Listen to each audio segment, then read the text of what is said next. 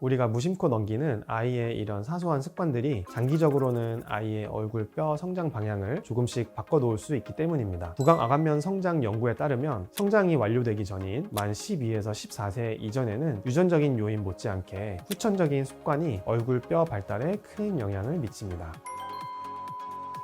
해주는 것이 올바른 얼굴 성장의 첫걸음입니다. 골격적인 주걱턱으로 고착화되면 성인이 되었을 때 교정만으로는 한계가 있을 수 있고 수술적인 치료가 필요해질 수도 있습니다.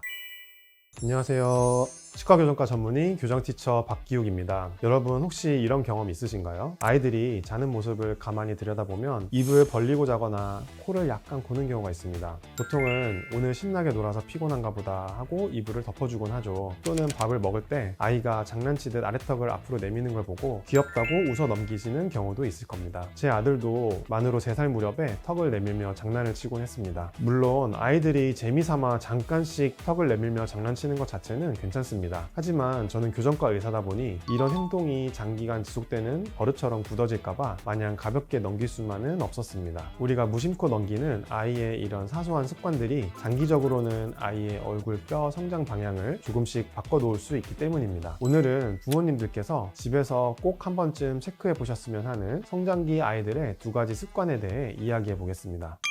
진료를 하다 보면 얼굴형이나 턱 모양은 다 유전 아닌가요? 라고 묻는 부모님들이 계십니다. 맞습니다. 유전적인 요인도 당연히 중요합니다. 하지만 꼭 아셔야 할 부분이 있습니다. 성장기 아이들의 얼굴뼈는 완전히 굳어있는 상태가 아니라서 주변 환경과 습관의 영향을 상당히 크게 받습니다. 구강 아간면 성장 연구에 따르면 성장이 완료되기 전인 만 12에서 14세 이전에는 유전적인 요인 못지않게 후천적인 습관이 얼굴뼈 발달에 큰 영향을 미칩니다. 오늘 말씀드릴 2가지 습관은 아이의 턱뼈 성장에 직접적인 영향을 줄 수 있는 부분들입니다. 첫 번째로 확인해 보실 습관은 입으로 숨을 쉬는 것, 즉 구강 호흡입니다. 숨 쉬는 방법이 얼굴형과 무슨 상관이 있을까 싶으실 텐데요. 제가 수련의 시절에 교수님들께서 항상 강조하셨던 부분이 바로 코로 숨을 쉬는 비호흡이 올바른 얼굴 성장의 핵심이다 라는 것이었습니다. 비염이나 편도 비대로 코가 막히면 아이들은 숨을 쉬기 위해 자연스럽게 입을 벌리게 됩니다. 입을 벌리면 입 안에 있는 혀의 위치가 아래로 떨어지게 됩니다. 이해하기 쉽게 설명해 드리면 혀는 입천장을 받쳐주는 기둥과 같은 역할을 합니다. 혀가 입천장에 잘 붙어 있어야 위턱뼈가 양옆으로 넓게 바르게 성장할 수 있습니다. 그런데 입을 벌리고 숨을 쉬면 이 혀가 바닥으로 내려옵니다. 입천장을 받쳐주는 힘이 사라지는 것이죠. 이 상태가 장기간 지속되면 위턱은 폭이 좁아지고 아래턱은 입을 벌린 채로 아래로 처지면서 점차 무턱과 유사한 형태가 됩니다. 얼굴이 전체적으로 길어지는 양상을 보이게 되는데 이를 의학적으로 아데노이드형 얼굴이라고 부릅니다. 사실 저도 어릴 때부터 비염이 심해서 전형적인 무턱 얼굴형을 가지고 있습니다. 그래서 제 아들 역시 코막힘이나 호흡 습관이 얼굴 성장으로 이어지지 않도록 주의 깊게 관찰하고 있습니다.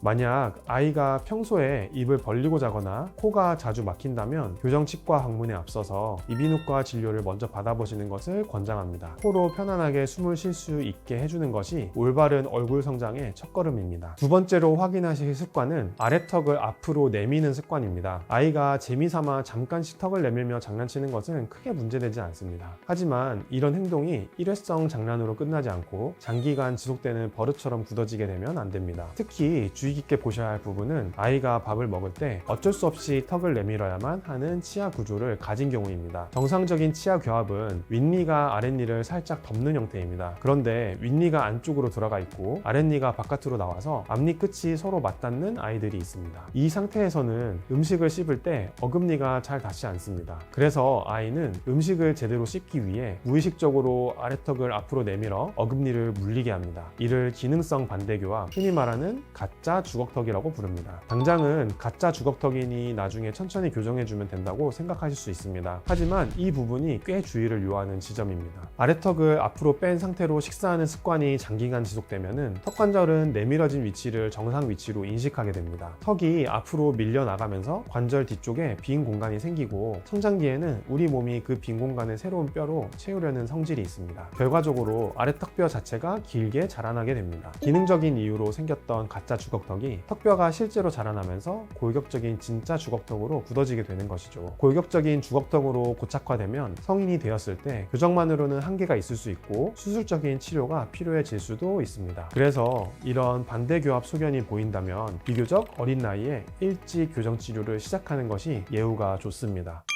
오늘 말씀드린 내용 알기 쉽게 짧게 정리해 드리겠습니다. 아이의 얼굴 뼈 성장에 영향을 주는 두 가지 습관입니다. 첫 번째로 구강호흡입니다. 코 대신 입으로 숨을 쉬면 혀가 내려오고 아래턱이 처지면서 얼굴이 길어지는 무턱 형태가 될 수 있습니다. 두 번째로 턱을 내밀고 씹는 습관입니다. 치아 구조 때문에 어쩔 수 없이 턱을 내밀고 씹는 습관이 장기간 지속되면 가짜 주걱턱이 진짜 골격적인 주걱턱으로 자라나게 됩니다. 그럼 부모님들께서 집에서 확인해 주실 부분은 무엇일까요? 평소 우리 아이를 유심히 관찰해 주시면 됩니다. 아이가 잠들었을 때 코로 조용히 숨을 쉬는지 아니면 입을 벌리고 구강호흡을 하는지 확인해 주세요. 밥을 먹거나 간식을 씹을 때 무의식적으로 아래턱을 앞으로 내밀면서 씹지는 않는지 살펴봐 주시면 됩니다. 성장기 아이들의 뼈는 완전히 굳어 있는 것이 아니라 지금 이 순간에도 계속해서 성장하며 형태를 잡아가고 있습니다. 그래서 뼈가 굳어지기 전인 이 시기에 나쁜 습관을 찾아내고 올바른 습관을 들여주는 것이 중요합니다. 일찍 발견해서 환경을 개선해주면 올바른 방향으로 유도하기가 훨씬 수월하지만 무심코 방치하면 돌이키기 힘든 골격적인 문제로 굳어질 수 있거든요. 집에서 아이의 습관을 관찰해 보시고 조금이라도 신경 쓰이는 부분이 있다면 고민하지 마시고 가까운 교정치과에 내원하셔서 가벼운 마음으로 검진을 한번 받아보시는 것을 권해드립니다. 오늘 영상도 끝까지 시청해 주셔서 감사합니다. 지금까지 교정티처 박기호 원장이었습니다. 감사합니다.